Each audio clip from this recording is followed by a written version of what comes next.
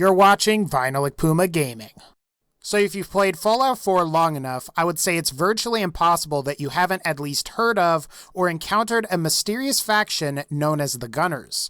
These men and women consist of some of the meanest mercenaries the post-apocalyptic wasteland has ever seen. They are extremely well disciplined and highly equipped with some of the best weapons and armor available. They even have access to power armor, vertibirds, and various combat-oriented robots like Mr. Gutsies and Assaultrons. While the Gunners aren't quite on par with the Brotherhood of Steel, they're definitely more sophisticated than most of the other Commonwealth factions, and are definitely a threat. Today, I wanted to go ahead and discuss some of the lore behind the Gunners, and provide you guys with a theory on who they are and where they may have come from. As always, with all of these videos, this video may contain spoilers for Fallout 4's vanilla game, and also may contain spoilers for Fallout 4's Nuka World DLC. With that in mind, you've been warned about spoilers, so let's go ahead and get into the video. Now, I'm sure you've been wondering, who are the Gunners? Unfortunately, not really a whole lot is known about the Gunners. The Gunners are really best described as a sort of a sophisticated combination between your conventional raider clan and mercenary group. I say that because they do seem to care a lot about caps and getting paid, but they also seem concerned with acquiring territory and additional weapons and other military tech. As mentioned previously, the Gunners carry advanced weaponry in the form of both ballistic and energy weapons, and higher-ranking members are decked out in military fatigues and various pieces of combat armor.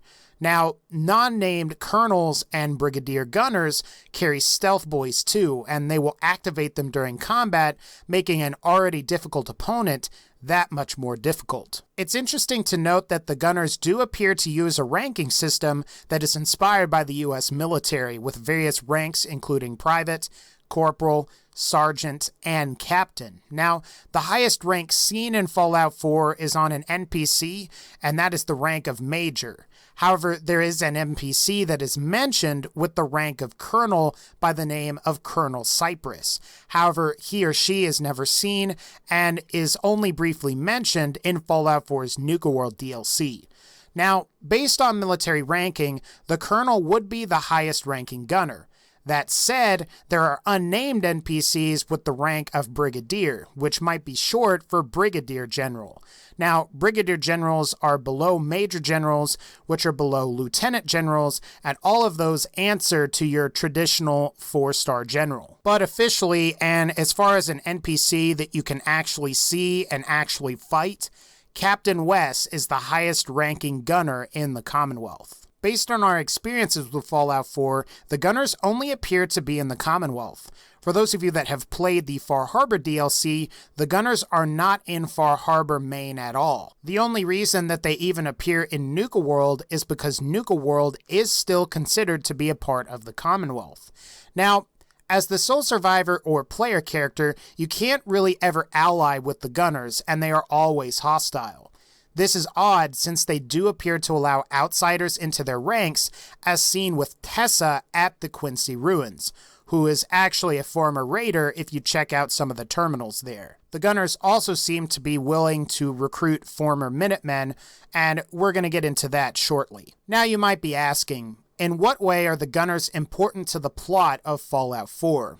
Well, the Gunners are responsible for wiping out the Minutemen at the Battle of Quincy, otherwise known as in the game as the Quincy Massacre.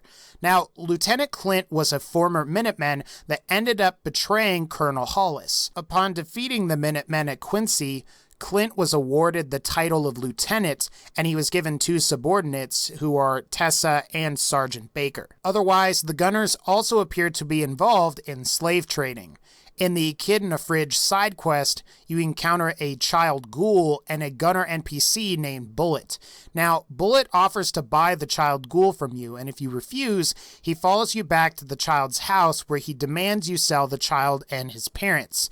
If you refuse again, Bullet, along with some other gunners, will raid the house. Keep in mind, too, that the Gunners are hunting down and trying to capture the Courser at Green Tech Genetics during the main quest mission, Hunter/Hunted. ultimately, this results in the entire unit being wiped out while the remaining soldiers are captured and being executed and interrogated by the Courser. Now, the Gunners lured the Courser to Green Tech Genetics by capturing a recently captured rogue synth from the Institute. The Gunners were also originally involved with the Deathclaw Egg side quest mission called Devil's Due. The Gunners stole a Deathclaw egg to sell in Diamond City, however they were overwhelmed by a Deathclaw in the Museum of Witchcraft.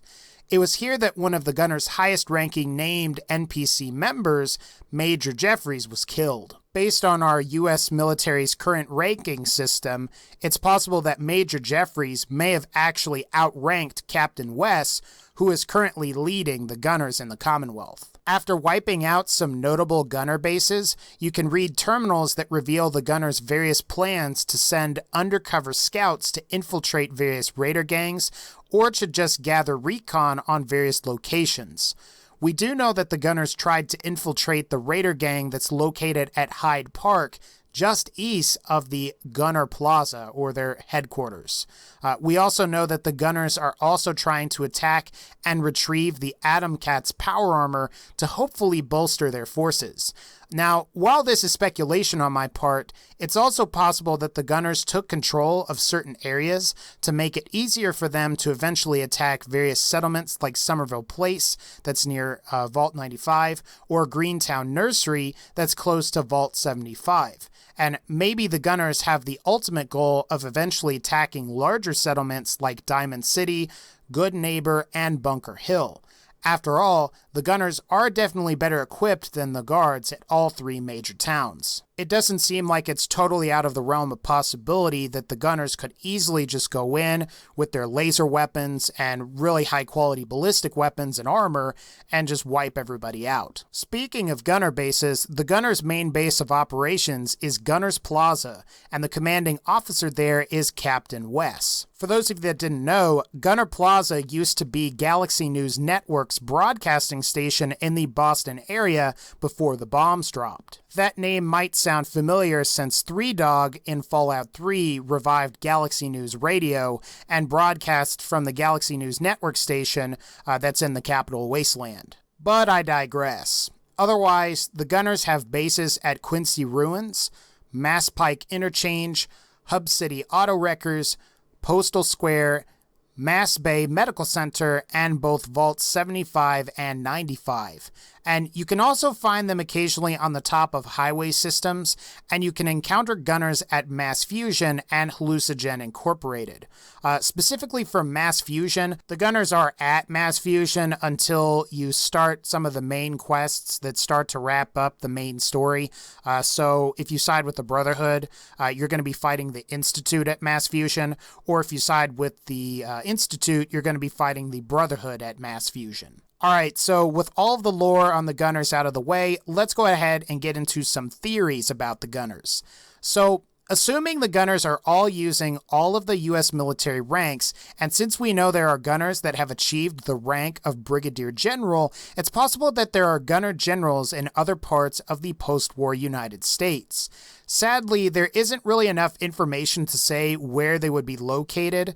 My guess is that they're going to be located in parts of like the former state of New York, maybe Pennsylvania, New Jersey, and then maybe even in Rhode Island, Vermont, or New Hampshire.